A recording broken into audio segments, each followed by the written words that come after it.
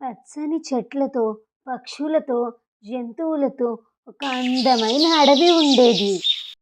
ఆ అడవిలో రుద్ర అనే శక్తివంతమైన పులి ఉండేది. ఆ పులి గర్జన చూసి అడవిలో ఉన్న అన్ని జంతువులు భయపడేవి. తను ఆ అడవికి రాజులా తిరిగేవాడు. అదే అడవిలో చెట్టు కింద చిన్న రంధ్రంలో మీకు అనే ఎలుక నివసించేది. ఒకసారి మీకోకి ఆకలి వేసి మామిడి పండ్ల కోసం పులి ఉన్న గుహ వైపు అడుగులు వేసుకుంటూ వెళ్ళి కొన్ని మామిడి పండ్లను తీసుకుంది. అదే సమయంలో పులి నిద్ర లేచి ఎవరు నా నిద్రని భంగం చేసింది అని గట్టిగా గర్జించసాగింది. అప్పుడు ఎలుక, దయచేసి నన్ను వదిలేయండి. మీకు ఎప్పుడైనా సమస్య వచ్చినప్పుడు నేను ఖచ్చితంగా మీకు సహాయపడతాను అని మీకు చెప్పింది. మీకు మాటలు విని పులి గట్టిగా నవ్వసాగింది. అదే అదునుగా చూసుకున్న ఎలుక అక్కడి నుంచి పారిపోయింది.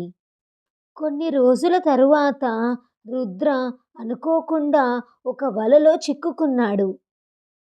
సహాయం కోసం గర్జించాడు. అప్పుడే ఆ గర్జన విని రుద్ర దగ్గరకు వచ్చిన మీకు తను పదనైన పళ్ళతో ఆ వలని బలంగా తీసేసి రుద్రను కాపాడింది. అప్పుడు రుద్ర మీకుతో నువ్వు నన్ను కాపాడావు అని చెప్పాడు. మీకు నేను నీకు సహాయం చేస్తాను అని నీకు ముందే చెప్పాను కదా అని మీకు అన్నాడు. ఆ రోజు నుంచి మీకు రుద్ర మంచి స్నేహితులుగా అడవి మొత్తం తిరగసాగారు. వారి స్నేహాన్ని చూసి మిగిలిన జంతువులు కూడా చాలా ఆశ్చర్యపోయారు.